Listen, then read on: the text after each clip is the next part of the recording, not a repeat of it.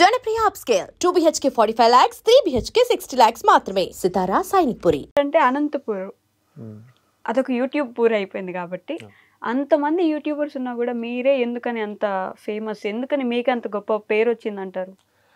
అంటే అందరికీ ఉంది ఫేమ్ అనంతపూర్లో, మాకే అని కాదు. మాకు స్పెషల్గా యాడ్ ఆన్ ఎందుకు ఉంది అంటే మేము స్పెసిఫిక్గా అనంతపూర్ స్లాంగ్నే మేము రిప్రజెంట్ చేస్తాం.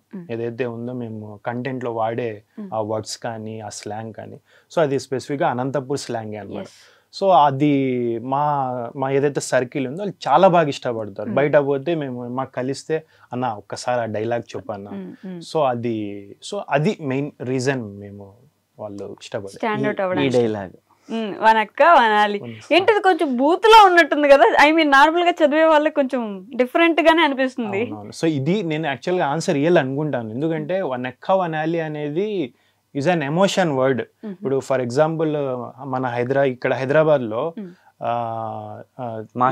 కిరికిరి అంటారు. మాకి కిరికిరి అంటే అదేమి తిట్టు కాదు, జస్ట్ అది ఒక లైక్ వాడుక భాష అన్నట్టు. సో ఇది కూడా మన ఊరిలో ఒక స్లాంగ్ అన్నమాట. అదొక వాడుక భాషలో అయ్యో అని ఎక్కవనాలి ఏంద్ర అట్లా మాట్లాడుతీవి ఆ టైప్ లో, ఆ టైప్ వల్ల అలా వచ్చింది. కానీ జనాలకి అంత ఈజీగా అందరికి ఆ ఊరు స్లాంగ్ అని తెలియకపోవచ్చు. ఇప్పుడు మీ వల్ల తెలుసు కాబట్టి తిట్టే వాళ్ళు కూడా ఆగిపోయి ఉంటారు. ఈ వర్డ్ మీద మాకి పేటెంట్ ఇచ్చేసినారనమాట ఫ్యాన్స్.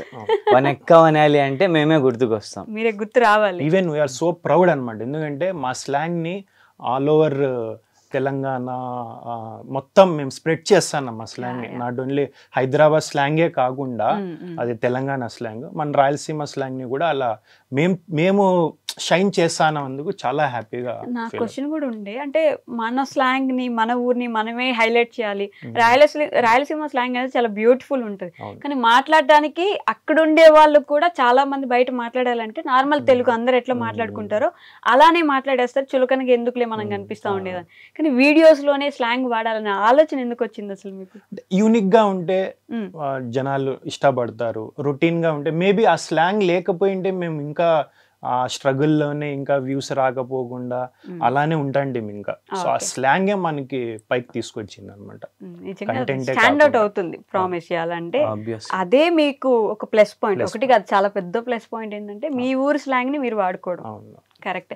సో ఆలీ రోదం ఇదే నా పేరు నిజంగా ఎన్ని ఇయర్స్ బ్యాక్ నుంచి ఇది ఉంది, అసలు ఎంత కష్టం ఉంది దీని వెనక అనేది నాకు తెలుసుకోవాలని. చాలా లైక్ అంటే అలీ అక్బర్ అనే నా ఫుల్ పేరు రొద్దం అలీ అక్బర్. సో ఈ ఛానల్ పేరు చాలా వరకు అలీ అక్బర్ క్రియేషన్స్ అని, ఫ్రెంచ్ మూవీస్ అని మేమిద్దరు కలిసి చాలా వరకు చాలా పేర్లు చేంజ్ చేసి కంటెంట్లు చేసేవాళ్ళం. సో రాను ఏమైపోయిందంటే అప్పట్లో ఎక్కువ చూసేవాళ్ళు లేరు, వ్యూస్ ఎక్కువ వచ్చేటివి కాదు. ఒక షార్ట్ ఫిలిం 4 days కష్టపడితే ఒక 300-200 వ్యూస్ వచ్చేటివి అప్పట్లో, 8 years. అవును. సో అప్పుడు రెగ్యులర్ గా చేసేవాళ్ళం కాదు. తర్వాత చేస్తూ నేను తమ్మడా మీడియాలో డైరెక్టర్ గా వెళ్ళిపోయి అక్కడ 3 years వర్క్ చేసి నాకు నాలెడ్జ్ గెయిన్ అయింది అనమాట. అది జస్ట్ లైక్ స్కూల్. నాకు ఒక తక్కువ సోర్స్ లో మనం కంటెంట్ ఎట్లా క్రియేట్ చేయాలనేది అక్కడ నేను కొంచెం నేర్చుకున్నా. అక్కడ రాయలసీమ తూపుగడ ఛానల్ పెట్టి నేను దానికి డైరెక్టర్ గా వర్క్ చేశాను. లాక్డౌన్ తర్వాత షూట్స్ జరగలేదు, అనమాట. సో దాని తర్వాత ఏం చేయాలని ఆలోచిస్తే అంటే ఏదో నెట్వర్క్ లో ఎవరినో పెట్టి ఎందుకు చేయాలా, మనం ఎందుకు స్టార్ట్ చేయకూడదు, ఎట్లా నా ఛానల్ ఉంది దాన్ని రీనేమ్ చేసి అలీ రొద్దం అని మేమిద్దరూ కలిసి చేద్దామని చెప్పి, అది నా ఒక్క డ్రీమ్. వీళ్ళందరితో అది అచీవ్ చేసినాను. ఓకే. అంటే మీకు ఫస్ట్ నుంచి చదువుకొని ఒక జాబ్ చేసుకుని ఇలా లేదు, ఫస్ట్ నుంచి కూడా యూట్యూబ్ లోకి వెళ్ళాలి కంటెంట్. యాక్చువల్గా మా నాన్నే ఎప్పుడు నాకు ఫోర్స్ చేసేవాడు కాదనమాట. నువ్వు జాబే చెయ్యి, నువ్వు ఇదే చేయమని, నీ ఇష్టం రా ఏమైనా చెయ్యి. ఈవెన్ నాకు 10th పాస్ అయిన తర్వాత బండి కొనిస్తానన్నా, లేదు నాన్న నాకు కెమెరా కొనిస్తే నేను వీడియోస్ చేసుకుంటా అంటే DSLR కొనిచ్చారు. 10th class కే మీకు ఐడియా ఉంది? అప్పట్లోనే చేసేవాళ్ళం. అప్పటి నుంచే ఆ 10th class లోనే అది ఒక వీడియో చేసిండే అనంతపూర్ లైఫ్ స్టైల్ అని చెప్పేసి. ఆ వీడియో చూసి నేను అప్పటికి ఫ్రెండ్ కాదు దానికి, అది చూసి ఇతను ఎవరు చాలా బాగా చేసినాడు, ఒకసారి కలవాలా అని చెప్పేసి లైట్ తీసేసుకున్నా. తర్వాత ఒకసారి డిగ్రీలో మేమిద్దరం ఒకే కాలేజ్లో చదువుకుంటున్నామని నాకు తెలిసింది. ఈయన అల్లి అని చెప్పేసి అనంతపూర్ నుంచి మేమిద్దరమే ట్రావెల్ అవుతాంటి గుత్తిలో కాలేజ్.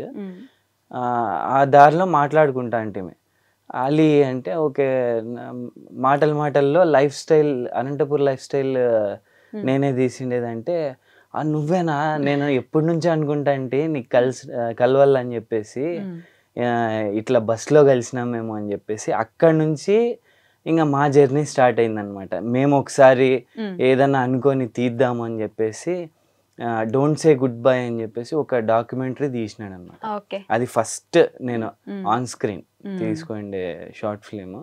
అప్పట్లో ఇప్పుడు ఈజీగా యాక్టింగ్ చేసేస్తాను కానీ ఏది ఇచ్చినా అప్పట్లో ఒక కేకులు తిన్నట్టు 20 to 25 ఒక డైలాగ్ తీసుకుండే టేక్స్. నరకం స్పెల్లింగ్ రాయించి ఉంటారు కదా మీతోటి.